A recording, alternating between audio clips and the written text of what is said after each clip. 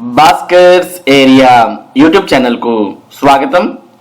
APDSC 2024 దరఖాస్తు ప్రక్రియ ప్రారంభమైంది. మరి ఏపీడిఎస్సి 2024 అప్లికేషన్స్ కు సంబంధించినటువంటి లింక్ అనేది ఏపీడిఎస్సి వెబ్సైట్ లో యాక్టివేట్ అవడాన్ని మనం ఇక్కడ చూస్తూ ఉన్నాం. పేమెంట్ అనే దాని దగ్గర మరి క్లిక్ హియర్ టు పేమెంట్ అనే ఆప్షన్ ఇప్పుడే ఎనేబుల్ చేయడం జరిగింది. అలాగే అప్లికేషన్ ఆన్ ప్రింట్ అనే దాని దగ్గర క్యాండిడేట్ లాగిన్, అలాగే forgot or know candidate ID అంటూ మరో ఆప్షన్ కూడా ఇవ్వడం జరిగింది. మొదటగా ఎవరైతే అభ్యర్థులు దరఖాస్తు చేయాలనుకున్నారో అటువంటి వారు ఫస్ట్ ఇక్కడ ఉన్నటువంటి క్లిక్ హియర్ టు పేమెంట్ అనే ఆప్షన్ క్లిక్ చేయాలి.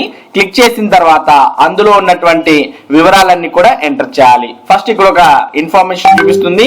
మీరు దరఖాస్తు చేయదలిచిన పోస్టులన్నీ ఒకేసారి ఎంచుకోండి by clicking on add post. అంటే మనకు ఒక యాడ్ పోస్ట్ అనే ఆప్షన్ ఇచ్చారు.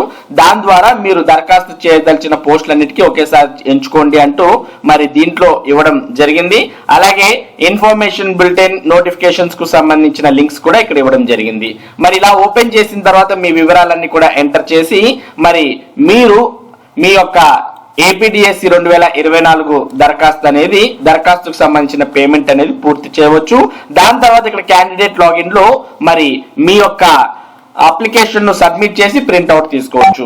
ఒకవేళ ఏ కారణం చేత అయినా పేమెంట్ అయిపోయి మరి క్యాండిడేట్ ఐడి ఇటువంటివి రాని పక్షంలో ఇక్కడ forgot or know candidate ID అనే ఆప్షన్స్ ను ఉపయోగించుకొని మరి మీ క్యాండిడేట్ ఐడి అనే దాన్ని మీరు తిరిగి పొందవచ్చు.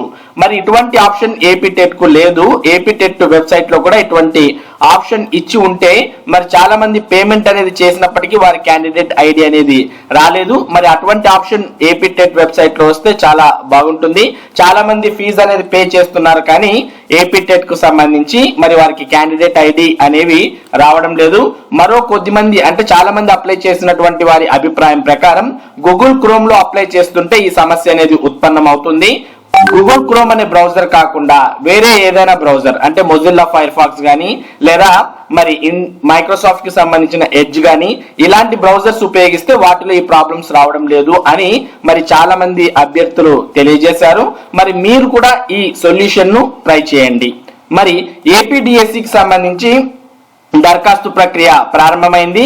దాంతో పాటు మరి ఇప్పటికీ మనకు కేటగిరీ వైజ్ గా అంటే క్యాస్ట్ వైజ్ గా వేకెన్సీస్ ఎక్కడ ఎన్ని ఉన్నాయి అనే సమాచారం అయితే ఇంతవరకు రాలేదు. మరి ఇక్కడ పోస్ట్ వేకెన్సీస్ అనే దానికి ఎదురుగా అవైలబుల్ సూన్ అనే ఒక ఆప్షన్ ఇవ్వడం జరిగింది. మరి ఈ ఆప్షన్ ఎనేబుల్ అయితే మనకు క్యాస్ట్ వారీగా అంటే బీసీకి ఎన్ని, ఎస్సీకి ఎన్ని, తర్వాత ఓపెన్ కి ఎన్ని, ఎస్టీకి ఎన్ని, ఇలా మనకు కేటగిరీ వారీగా వేకెన్సీస్ వివరాలు అనేవి తెలుస్తాయి.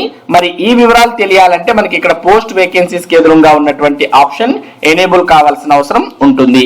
ఇక డిఎస్సికి సంబంధించి మీకు ఏమైనా సందేహాలు ఉంటే ఇక్కడ కాల్ సెంటర్ నంబర్స్ కూడా ఇవ్వడం జరిగింది. 9505619127 అని, అలాగే 9705655349 అని. మరి ఈ నంబర్స్ కు మీరు ఉదయం 10:30 నుంచి మధ్యాహ్నం 1 గంట వరకు, అలాగే మధ్యాహ్నం 1:30 నుంచి సాయంత్రం 5 గంటల లోపు ఫోన్ చేసి డిఎస్సికి సంబంధించి ఏమైనా మీకు అనుమానాలు ఉంటే మీరు నివృత్తి చేసుకోవచ్చు. ఇంకెందుకు ఆలస్యం, మరి డిఎస్సికి కూడా ఇప్పటికే చాలా మంది టెట్ కు దరఖాస్తు చేసి ఉంటారు. ఇక డిఎస్సికి కూడా దరఖాస్తు చేసుకోండి. ఇక దరఖాస్తు చేసినప్పుడు అభ్యర్థులు గుర్తుపెట్టుకోవాలి. మరి ఒక పేపర్ కు మీరు దరఖాస్తు చేయాలంటే ఏ విధంగా అయితే టెట్ కు 750 రూపాయలు చెల్లించారు, డిఎస్సికి కూడా 750 రూపాయల ఫీజు అనేది చెల్లించాల్సిన అవసరం ఉంటుంది. మరి ఇది ఏపీడిఎస్సి 2024 దరఖాస్తు ప్రక్రియకు సంబంధించినటువంటి సమాచారం. ఇటువంటి ముఖ్యమైన సమాచారం ముఖ్యంగా టెట్ మరియు డిఎస్సీలకు సంబంధించినటువంటి అప్డేట్స్ ను భాస్కర్ ఏరియా మీకు అందిస్తూ ఉంటుంది. మరి మీకు కూడా ఏవైనా అనుమానాలు ఉంటే వాటిని కామెంట్స్ రూపంలో మీరు పోస్ట్ చేస్తే నాకు తెలిసిన వాటన్నిటికీ సమాధానం పంపించడం జరుగుతుంది. Thank you for watching this video.